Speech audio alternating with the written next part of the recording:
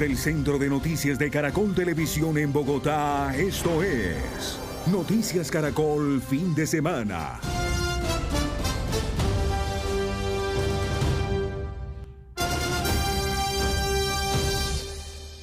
Buenas noches, bienvenidos a la emisión central del fin de semana de Noticias Caracol. Primero la gente. Varias aerolíneas en el mundo han decidido cancelar sus vuelos comerciales desde y hacia Venezuela, luego de que Estados Unidos emitiera una alerta de seguridad aérea ante el incremento de la actividad militar sobre este territorio. Cientos de viajeros han resultado afectados y la Aerocivil está en contacto con las aerolíneas para garantizar la seguridad de los pasajeros. María Fernanda Tarazona, desde el aeropuerto El Dorado, nos reporta a esta hora. ¿Cuál es el panorama, María Fernanda?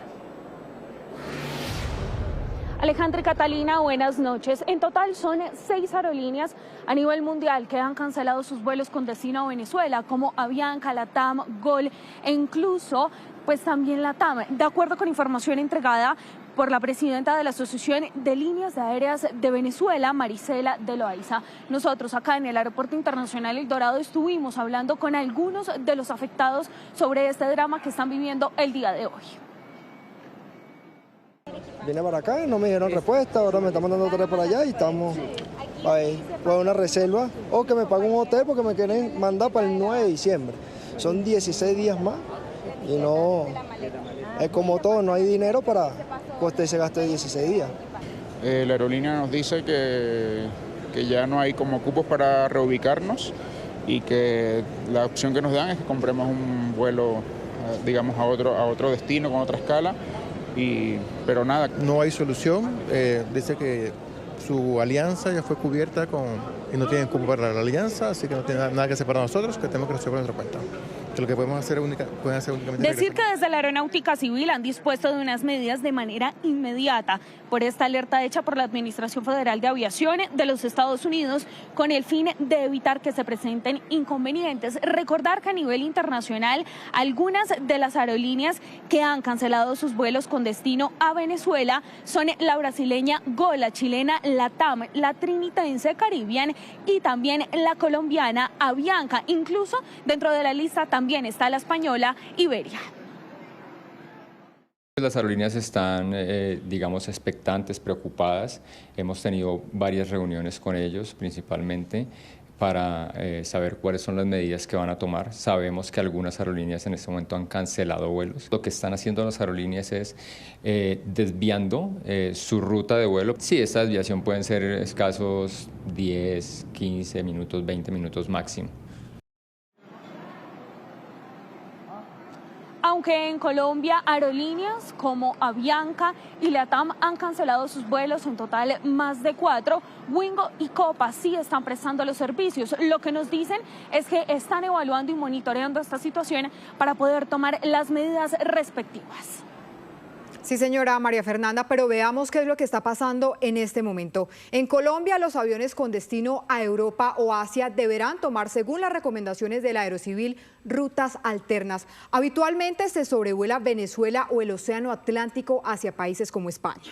Ahora bien, con los nuevos lineamientos de la Aeronáutica Civil, las aerolíneas que tengan como destino Europa o Asia deberán salir por la costa colombiana, evitando sobrevolar en espacio aéreo venezolano. Según esa autoridad, esas medidas tienen como propósito garantizar la seguridad de pasajeros, dadas las operaciones militares en ese país. Pero ¿por qué está ocurriendo esto? Pues la máxima autoridad aérea de Estados Unidos emitió una alerta de seguridad sobre Venezuela e instó a extremar la precaución al sobrevolar ese país y el sur del Mar Caribe.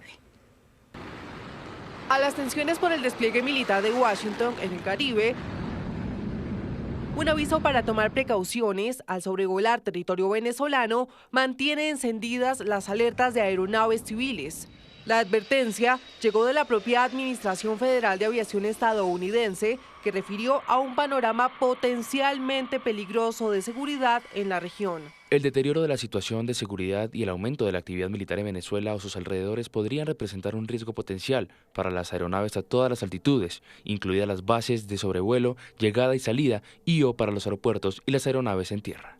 Durante los últimos días, rastreadores de vuelos han mostrado un aumento de la operación aérea sobre la zona de Maiquetía, y se conoce a una semana de llegar al sur del Caribe el USS Gerald Ford, el portaaviones más grande del mundo.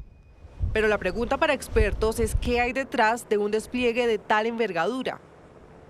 La administración Trump está muy interesada en demostrar que está implementando un nuevo paradigma en la lucha contra el narcotráfico. La Guardia Costera estadounidense ya no es el operador principal en estas misiones. Y mientras el presidente Trump mantiene abierta la posibilidad a un diálogo directo con el régimen chavista, Nicolás Maduro tampoco cierra la puerta e instó a un acercamiento entre estudiantes de su país y de Estados Unidos con este mensaje. Es conectarse con los movimientos estudiantiles y los estudiantes de los Estados Unidos de Norteamérica y decirle: paren la guerra, no a la guerra. Venezuela quiere paz. De otro lado, un informe de Bloomberg señaló que Estados Unidos bloqueó recientemente la ruta de un petrolero ruso que aparentemente tenía como destino Venezuela. Y Estados Unidos, por su parte, estaría listo para lanzar en los próximos días una nueva etapa de sus operaciones en Venezuela, según confirmaron a Reuters 4 funcionarios. De acuerdo con la agencia, los funcionarios dijeron bajo condición de anonimato que un intento para derrocar a Nicolás Maduro está entre las opciones en evaluación. Y un mes después que el presidente Donald Trump autorizara operaciones encubiertas, estas serían el primer paso de las acciones por venir por parte de Washington contra el régimen.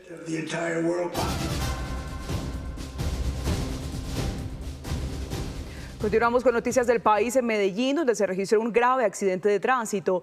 Noticias Caracol conoció el video en el que quedó registrada la volqueta, que al parecer se quedó sin frenos y chocó 12 vehículos. 9 personas resultaron heridas.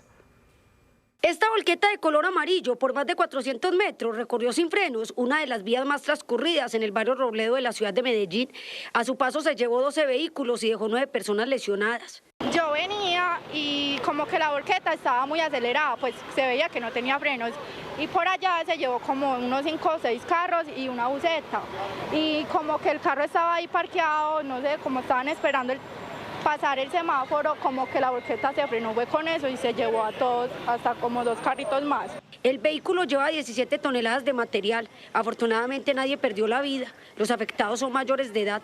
Al momento y preliminarmente, al parecer el vehículo tipo volqueta que ocasiona este siniestro vial pierde los frenos, situación que vamos a confirmar y establecer en la investigación. Yo era conductor de una camioneta, me pegué el freno y me tuve en el carro y ya el postre quedó en todo el panorámico de la camioneta y ya. De acuerdo a las autoridades, algunos vehículos quedaron en pérdida total. La vía fue cerrada por 2 horas. Y se entró el estruendo y me asomé cuando vi la volqueta encima de ese carro pequeño. Ya salieron los 2 pasajeros, uno con una lesión en una mano, pero salieron caminando. Los heridos se recuperan en centros asistenciales. Solo 3 de ellos tienen lesiones de consideración y son adultos mayores. 7 de la noche, 11 minutos. En otras noticias, la investigación por el crimen de Harold Aroca, el menor de 16 años encontrado sin vida y con signos de tortura en el centro de Bogotá, avanza con 2 capturas clave. Uno de los presuntos responsables ya fue enviado a la cárcel. Ya veo la luz, ya sé que la justicia me está ayudando. Sé que estoy cumpliendo lo que le prometí a mi hijo el día que lo encontré. Con estas palabras, Diana García, la madre de Harold Aroca, habla del avance en el caso de su hijo tras las 2 capturas registradas esta semana. Las imágenes de este video grabado el pasado 5 de agosto se convirtieron en la clave de la investigación. Harold, de 16 años, aparece rodeado por varios hombres que portan armas de fuego. Uno de los señalados responsables, Anderson Pinzón, fue capturado el pasado domingo. Así describió su accionar la fiscal del caso. Usted lo aborda en compañía de varios de sus amigos y miembros de la banda, lo intimidan, lo sujetan por la parte posterior de su camiseta, lo obligan a acompañarlos en contra de la voluntad de él, lo despojan de su libertad. Sobre el papel de Anderson Pinzón, la fiscal del caso continúa describiendo la gravedad de las agresiones a las que Harold fue sometido. Tenía lesiones abrasivas, hematomas en el cuello, rostro y manos, compatibles con tortura física. Tenía señales de sofocación previas a su muerte. La madre de Harold habla no solo del dolor por la muerte de su hijo, sino también del temor que ha enfrentado en medio de este proceso. A mí me amenazaron una y otra vez, siempre decían que me iba a pasar lo mismo que le hicieron a mi hijo, pero como yo no me les quedé callada, Harold era mi primer hijo. Harold fue mi escuela.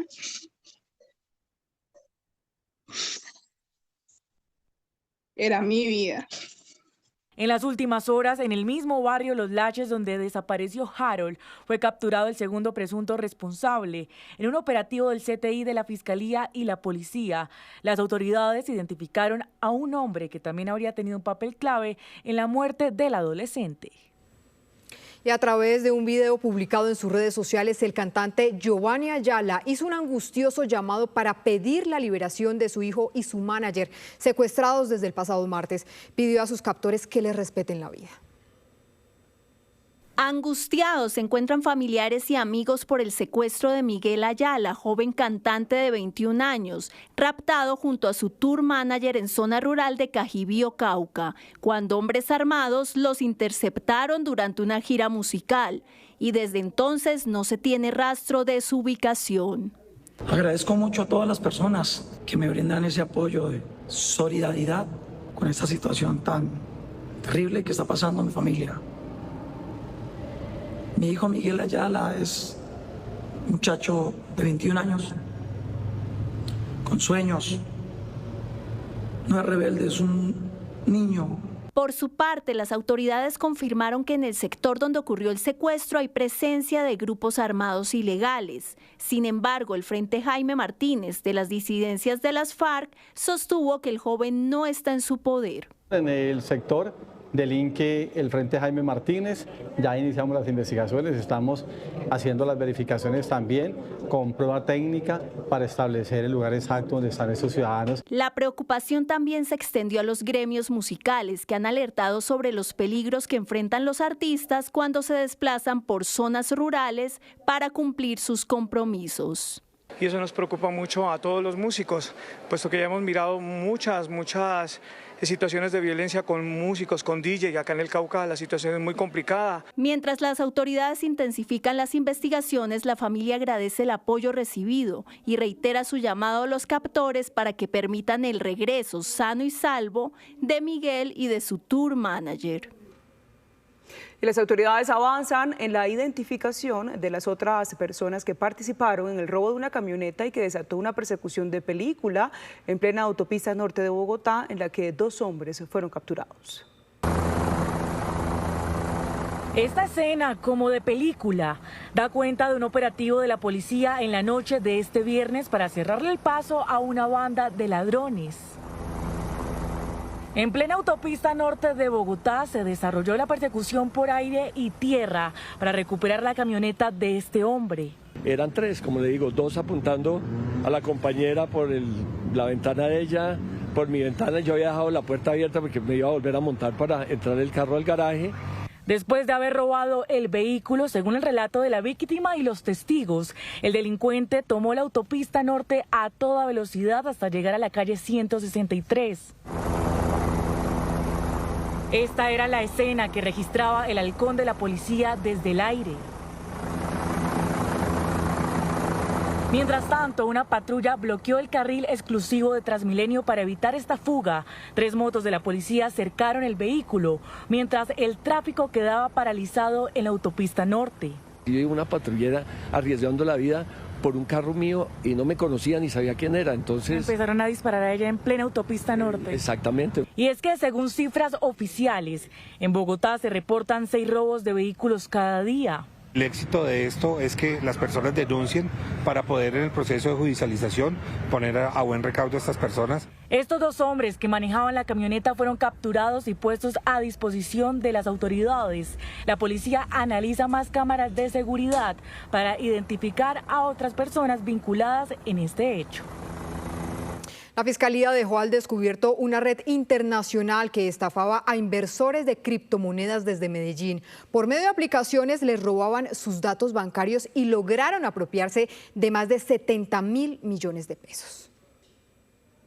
Este hombre hoy tras las rejas, acusado del delito de estafa por medios informáticos, hurto, violación de datos personales, concierto para delinquir, lavado de activos y enriquecimiento ilícito, es Maximiliano Ronquillo, un ciudadano de origen mexicano que para la Fiscalía era pieza clave en una red criminal cuyo centro de operaciones era decenas de call centers ubicados en Medellín, desde donde llamaba y engañaba a sus víctimas con supuestas inversiones en criptoactivos. Allanamientos realizados en el sector del Poblado dejaron en evidencia oficinas lujosas, computadores de alta gama y decenas de empleados captando dinero de manera ilegal. Los investigadores lo describieron como una multinacional del crimen. Persona responsable o encargada de fijar las metas mensuales de captación entre 3 y 5 millones de dólares. Según la Fiscalía, la red habría logrado apropiarse de 71.000 millones de pesos entre 2021 y 2025, utilizando más de 10 empresas fachada, algunas registradas en direcciones que eran predios baldíos o casas de familia. Según Interceptaciones, así reclutaban a los jóvenes que trabajaban para ellos. Porque acá les dan a esos pelados, le dan de todo. Café, cerveza, Monster, lo que ellos pidan, dulces, todo. Hay que mantenerles todo allí, como si estuviera pues ganando unos 10 millones de pesos mensuales, si no es más, fuera de comisiones, 30, 40 millones de pesos quincenales. Que hay pelados que sacan 100 millones de pesos de comisión mensuales. La Fiscalía explica que todo comenzaba con una llamada. Prometían ganancias rápidas. El único requisito era entre 200 y 250 dólares para activar la cuenta. Pero la trampa llegaba después. A las víctimas les pedían instalar aplicaciones para monitorear sus inversiones. Programas que en realidad les robaban la información de sus dispositivos mientras les daba acceso directo a sus cuentas bancarias. Entre los empleados también se encontró personas de alto perfil como ingenieros, administradores, gente capacitada que también terminó engañada, amenazada o sometida a prueba de polígrafo. Me di cuenta de unas cosas irregulares que estaban haciendo y les dije yo no voy a seguir en la compañía, decido salirme y bueno, digamos que ellos llegan y me dicen mira, no hables, no digas nada, no, todo el tema, nosotros te pagamos tanto dinero y tú firmas un acuerdo de confidencialidad en el que no puedes decir nada durante 20 años, o sea, una cosa impresionante. Según la Fiscalía, detrás de esta operación estaría un ciudadano israelí que aún no ha sido capturado y que sería el verdadero cerebro del esquema. Mientras su búsqueda continúa, 14 integrantes de la organización fueron privados de la libertad por su presunta participación en esta red que, según las autoridades, se lucraba del engaño, el acceso ilegal a datos y el robo directo de las cuentas de sus víctimas. Continuamos con noticias del mundo. En Nigeria, más de 300 niños y 12 profesores fueron secuestrados en una escuela cristiana. Por el momento, ningún grupo se ha atribuido la autoría del ataque, mientras la ONU exige que los responsables se rindan cuentas. Desde Estados Unidos y el Vaticano también expresaron su preocupación. Hombres armados irrumpieron en una escuela cristiana del centro de Nigeria. Raptaron a los niños y a los profesores que se encontraban en plena jornada escolar. Las autoridades ordenaron el cierre de todos los colegios e internados y los padres expresan su preocupación. La escuela nos informó que debíamos venir a recoger a los niños por razones de seguridad, lo cual entiendo realmente porque como padre puedes imaginar nuestra angustia. ¿Qué se puede hacer? Se trata del segundo hecho de este tipo ocurrido esta semana en el país más poblado de África. El pasado lunes fueron secuestradas alrededor de 25 niñas de otra escuela en el norte del país. Los ataques contra la comunidad cristiana en Nigeria son cada vez más frecuentes. El pasado mes de junio, por lo menos 200 personas fueron asesinadas mientras rezaban en una iglesia. Un tema que ha llamado la atención desde Washington. El mismo Donald Trump pidió al gobierno de ese país que tome medidas para proteger a esta minoría religiosa o intervendrá militarmente para evitar lo que ha tildado como una matanza de cristianos. El Papa León XIV también se refirió al tema desde el Vaticano. En Nigeria sin duda existe un peligro para los cristianos, pero para todos, cristianos y musulmanes han sido masacrados. El terrorismo es un problema que guarda relación con la economía de guerra por el control de las tierras que poseen. Lamentablemente, muchos cristianos han muerto y creo que es fundamental que el gobierno y todos los pueblos busquen maneras de promover una auténtica libertad religiosa. El presidente Bola Tinubu canceló su participación en la cumbre del G20 mientras toma medidas de emergencia con su gabinete. Y el expresidente de Brasil, Jair Bolsonaro, admitió que quemó el dispositivo con el que las autoridades rastreaban su ubicación. El exmandatario fue capturado inmediatamente y su caso sigue generando conmoción en la sociedad brasileña. Además, el presidente Donald Trump también se refirió al tema. Notablemente quemada lucía la tobillera electrónica con la que era monitoreada la ubicación de Jair Bolsonaro. Dispositivo 859-165. ¿Usó algo para quemarlo? Le metí aquí un hierro caliente. Y al preguntarle la razón, respondió: Lo hice por curiosidad. ¿Qué tipo de plancha era? ¿Una plancha de ropa? No, un soldador para soldar. Bolsonaro tenía el beneficio de prisión domiciliaria, pero las autoridades notaron una inconsistencia en su rastreo. Acudieron a su residencia en la capital brasileña y lo capturaron, argumentando que había un elevado riesgo de fuga. Un hecho que causó enfrentamientos entre sus seguidores y detractores a las afueras del lugar donde está recluido. Estoy muy contenta por el arresto. Esperé mucho tiempo para que sucediera. Estoy de vacaciones en Brasilia, pero apenas me enteré vine a celebrar. Lo de la tobillera fue solo una cortina de humo, un invento para capturarlo. Bolsonaro fue condenado el pasado 11 de septiembre a 27 años y 3 meses de prisión.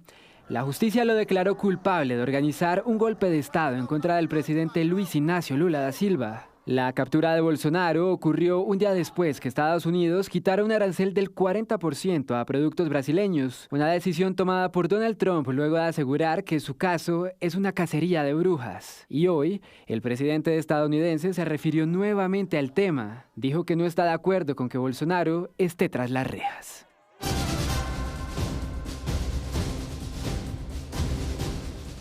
En otras noticias, Caracol del día, la llegada de Tesla a Colombia ha generado furor. Hoy decenas de personas hicieron fila en el recién inaugurado punto de venta. Niños y adultos disfrutaron de estos carros eléctricos de alta tecnología. La fila hoy se extendió por casi una cuadra para ver los 2 modelos de Tesla que llegaron esta semana a Colombia. Familias enteras dedicaron parte de su sábado a conocer los vehículos de alta tecnología que aterrizaron este jueves en el mercado automotriz y que ofrecen calidad y alternativas amigables con el medio ambiente. Carro eléctrico, obviamente el tema de consumo se va a ahorrar bastante. El carro es una excelente máquina, no suena, es amigable con el medio ambiente, entonces pues la verdad lo que se ve en la innovación de la marca es muy bueno. Además dicen que es un vehículo competitivo en términos de precio con otras marcas y referencias que hay en el mercado. Estuve el jueves en la Feria del Automóvil, pues viendo marcas chinas que son muy nuevas, los mismos BYD que es la competencia, o sea, realmente pues carros muy chiquitos o muy básicos a precios más altos de los que llegaron. Impresionantemente competitivo, estaba esperando que Tesla tuviera costos de 250, 300 millones de pesos. Acabé de comprar la camioneta con una autonomía de 600 kilómetros, que eso es bastante, y me salió en 155 millones de pesos. Muchos niños también llegaron hoy hasta el centro comercial andino para conocer los impresionantes vehículos que solo conocían por imágenes de televisión. Sí, es muy importante para mí verlo, pues porque jamás lo había visto. Sin duda alguna, la llegada de Tesla a Colombia marcará un antes y un después en la industria automotriz. Colombia recuperó 5 reliquias del naufragio del galeón San José. Un cañón, una taza de porcelana y 3 monedas de oro fueron extraídas y servirán para responder preguntas de nuestra historia. Un cañón, 3 monedas macuquinas de oro y piezas de porcelana fueron recuperados del mítico galeón San José en un trabajo interinstitucional liderado por el Estado colombiano. Sin duda alguna, es un precedente muy importante lo que estamos desarrollando desde Colombia. Estamos, entre otras cosas, adelantando nuevas hipótesis, ¿no? sobre qué sucedía en el Caribe a finales del siglo XVII, principios del siglo XVIII, qué podemos hablar en estos momentos. Estas piezas suman más de 300 años en el lecho marino y hoy reposan en el Laboratorio de Patrimonio Cultural sumergido del Centro de Investigaciones Hidrográficas para su estudio científico, arqueológico y antropológico. Es responder algunas de esas preguntas y seguramente abrir otro tanto de preguntas de investigación mucho más detalladas sobre qué era lo que transportaba el galeón San José, cuáles fueron los motivos por los cuales se hundió, cómo se conformó, digamos, ese yacimiento arqueológico a 600 metros de profundidad, qué tipo de artefactos y de objetos hacían parte de la vida cotidiana de los casi 600 tripulantes que tenía en su momento el galeón cuando naufragó. Nos estamos acercando a la temporalidad del galeón San José y esto para Colombia significa pues uno de los primeros objetos que vemos del galeón. Los diferentes actores que participaron de esta imponente búsqueda celebraron con éxito la misión. Ahí a medida que se iban desarrollando las etapas se veían momentos de tensión, pero que finalmente, digamos, llegaron a un final feliz. La finalidad con estas piezas es que sean de acceso al público para su apropiación cultural. Muy merecido reconocimiento, 755. Villegas Editores lanza 5 nuevos libros para este fin de año. Detrás de estas obras hay un gran hombre que le apuesta a los libros de gran formato, Benjamín Villegas, que ha publicado más de 300 obras en medio siglo. Malú abrió el libro de su vida. En esta esquina de Bogotá está ubicada una de las editoriales y librerías de nicho más icónicas de Colombia, Villegas Editores. Detrás de esta firma hay un gran hombre, Benjamín Villegas, un arquitecto de 77 años con pinta de cachaco, pero caldense de nacimiento, que ha construido su vida alrededor de los libros. Su apuesta, los libros de gran formato. Este adicto al trabajo, como se define, convierte estos objetos de papel en algo bello. Comencemos con este primero, que es una belleza, Ave de los Andes colombianos. Benjamín, ahí está. Con el mejor fotógrafo del mundo, para mí, en términos de fotografías de aves, que hacía los libros de National Geographic, el Smithsonian Institution. Se llama Murray Cooper y es un fotógrafo surafricano. ¿Y cómo lo conoció Benjamín? Él venía hace 18 años o 20 años haciendo un libro sobre las aves de los Andes. O sea, venía de Chile y entró a Colombia, que era el paraíso de las aves, vio los libros de Villegas en una librería, tocó la puerta aquí y me dijo, ¿y usted por qué no ha hecho un libro de aves? Cuando me contó quién era, le dije, porque no lo conocía a usted. Y arrancamos esta aventura que ha sido una de nuestras líneas más exitosas. Está también Cafés de Colombia, una edición enriquecida con el auge de los cafés especiales. Colección Botero, que ha sido uno de los artistas siempre presente en Villegas Editores. Yo le publiqué a Fernando Botero, fuimos muy amigos, llegamos a ser muy amigos, y publiqué 6 libros. Pero los 3 primeros, un libro sobre pintura, un libro sobre escultura y un libro sobre dibujo, fueron un éxito nacional y fueron un éxito internacional, pero como pasa siempre, se acaban. Entonces, hablé con sus hijos, me dijeron, mi papá te quería mucho, mi papá confiaba en ti, le dije, es que los vamos a hacer en pequeñísimo formato. Sale de lo más profundo del páramo el oso andino del fotógrafo y documentalista Sebastián Di Domenico, que siguió durante 4 años al guardián de los Andes. Paraísos de Colombia, que es una reimpresión. Andrés Hurtado es nuestro, pues, después de Botero, es nuestro autor estrella. Sí. Hemos publicado 3 libros, Colombia Secreta, Caminando Colombia, Paraísos de Colombia. Es el libro que más se vende. Esos lugares especiales que él ha recorrido y sobre los cuales escribe además unos textos deliciosos, cortos. Otro libro de gran formato es Navidad Iluminada en Colombia, una celebración visual a la magia decembrina en el país. Todos estos libros que hacen el recorrido por toda la gama y los colores que tiene Colombia son libros que se han hecho, Benjamín, en estos años por encargo o por iniciativa propia. Las dos. Los grandes proyectos han sido por iniciativa propia. Y así comenzó Benjamín, ¿no? Sí, ¿no? El primer libro en el año 73 nos lo encargó la Presidencia de la República, el presidente Pastrana Borrero, sobre las relaciones comerciales y diplomáticas con Venezuela. Se llama Dos Naciones Hermanas. Este creador de libros se ha dedicado más de 50 años a redactar, fotografiar y publicar los grandes temas de la cultura colombiana en todos los campos. Por su calidad, ha recibido numerosos premios internacionales, entre ellos el libro más bello del mundo. Se siente que la nueva generación, entre 20 y 30 años, se está volviendo a acercar a los libros. Por eso estamos vivitos y coleando. El libro no está en vía de extinción. ¿Cuántos libros más piensa publicar? Yo soy un workaholic. Y como dice la gente, ¿cómo va tu negocio, Benjamín? Yo no tengo un negocio, yo tengo un oficio. Exactamente. Tengo un oficio absolutamente delicioso. Cada libro tiene una historia detrás, tiene un autor, tiene un fotógrafo, tiene un intelectual, tiene un escritor. Entonces, esa es mi vida. Y esa seguirá siendo su vida, y por eso será recordado. El hombre que le apostó a los libros de gran formato y que imprimió la esencia de Colombia en toda su naturaleza. Porque para Benjamín, los libros perdurarán por los siglos de los siglos. María Lucía Fernández, Noticias Caracol. Y con esta bellísima colección terminamos. Estas fueron las noticias. Nos vemos a las 12:30 en nuestra edición del mediodía. Ya viene Sábados Felices, somos Noticias Caracol. Primero la gente, buena noche.